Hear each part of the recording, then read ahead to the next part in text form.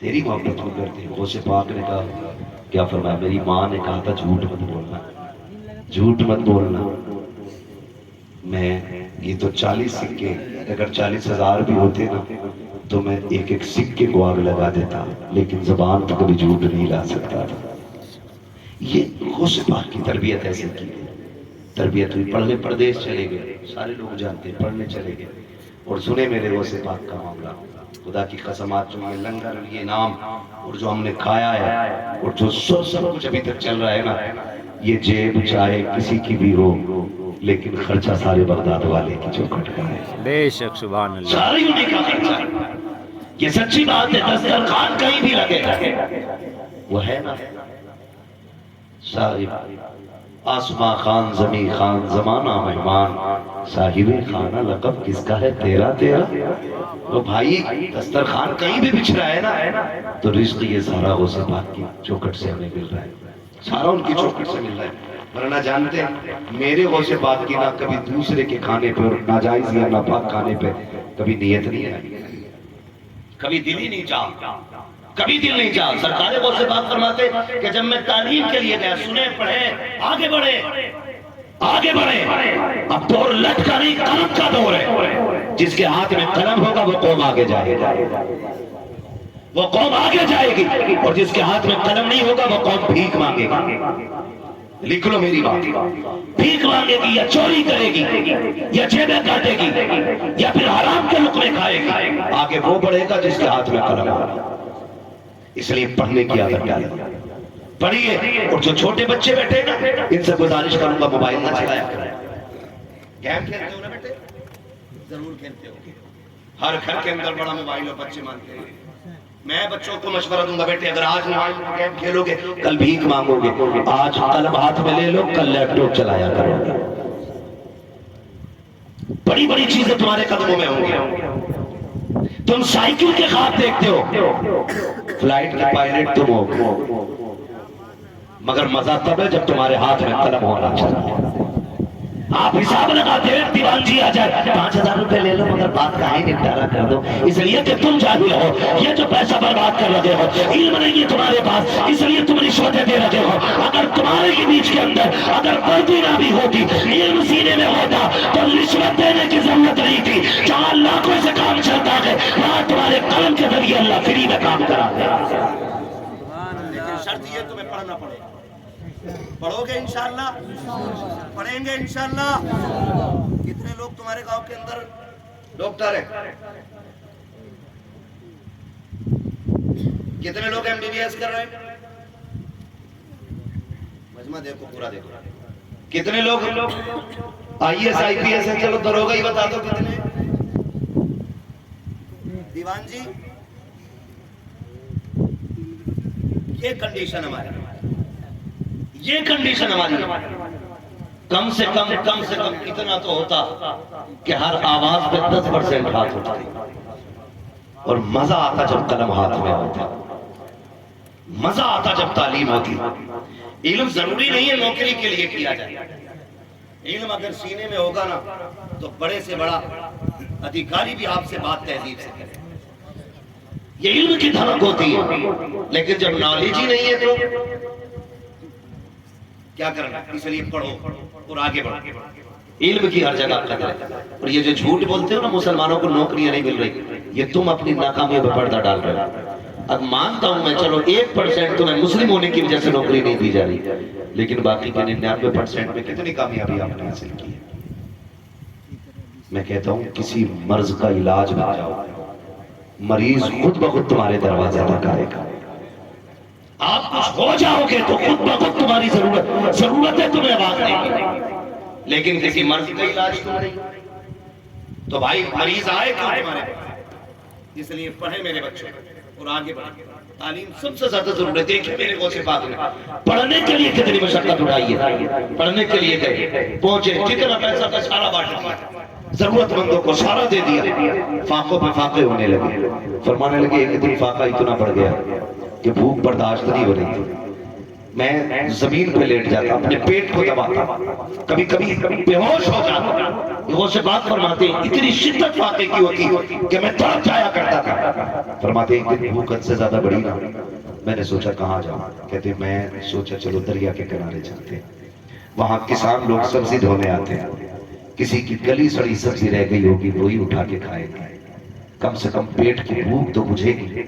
کہتے جب میں وہاں آیا دیکھا مجھ سے پہلے کئی ضرورت مند ٹہل رہے تھے۔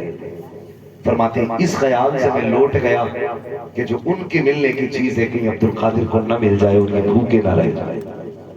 آتا ہے فقیروں پہ انہیں پیار کچھ ایسا، خود بھیگ دے اور خود کہے منگتے کا بھلا ہو، منگتا تو ہے منگتا کوئی شاہوں میں دکھا دو، جس کو میرے سرکار سے ٹکڑا نہ ملا ہو۔ اور بھائی وہ سے بات فرماتے میں لوٹ گیا، میں لوٹ کے آ گیا۔ کہتے بھوک کی شدت تھی کہاں جاتا، مسجد میں آ کے میں گولی میں بیٹھ گیا۔ فرماتے ہیں اتنے میں ایک شخص آیا اور اس نے دسترخوان بچھایا، کھانا کھانا شروع کر دیا۔ کہتے آج پہلی بار میرے دل میں آئی تھی کاش یہ کھانے والا مجھ سے بھی کھانا کھانا کہتے۔ یہ غوث پاک کہتے کاش یہ مشتری کہتے۔ کہتے میں اس نیت سے اس کو میں نے دیکھا، اس نے اشارہ کیا بچے ادھر آؤ۔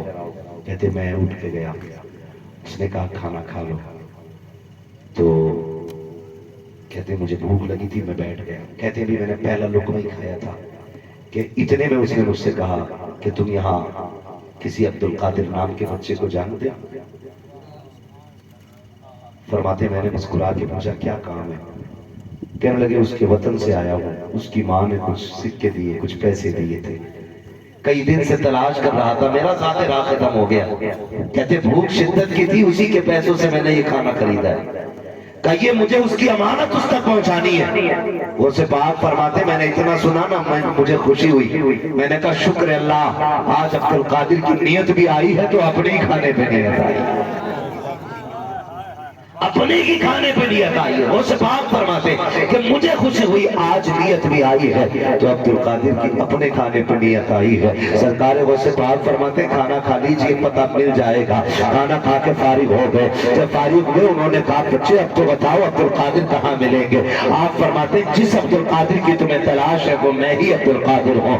اتنا سنا کہا بیٹے بات تو بتا دو، آپ نے کھانا کھانے سے پہلے کیوں نہیں بتایا تھا؟ جب میں نے پوچھا تھا اس وقت کیوں نہیں بتایا تھا کہ آپ ہی عبدالقادر ہیں؟ کہتے آپ نے کہا تھا نا کہ آپ نے میرے پیسے سے کھانا خریدا ہے، اگر میں یہ بتا دیتا کہ میں بھی عبدالقادر ہوں تو شاید حیا سے آپ کی گردن جھک جاتی، کیونکہ کھانا میرے پیسے کا تھا۔ میں نے یہ سوچا آپ کھانا کھا لو اس کے بعد بتاؤں گا تاکہ آپ کا پیٹ بھی بھر جائے اور آپ کی عزت بھی باقی رہ جائے۔ خدا کی قسم عبدالقادر جیلانی سے پوچھو عزتیں کیا ہوتی ہیں، اپنا کھلا بھی رہے ہیں اور سامنے والے کی عزت بچا بھی رہے ہیں۔ نعرہ تکبیر، دونوں ہاتھوں سے نعرہ رسالت، فیضان غوث اعظم، علامت غوث اعظم، نعرہ رسالت۔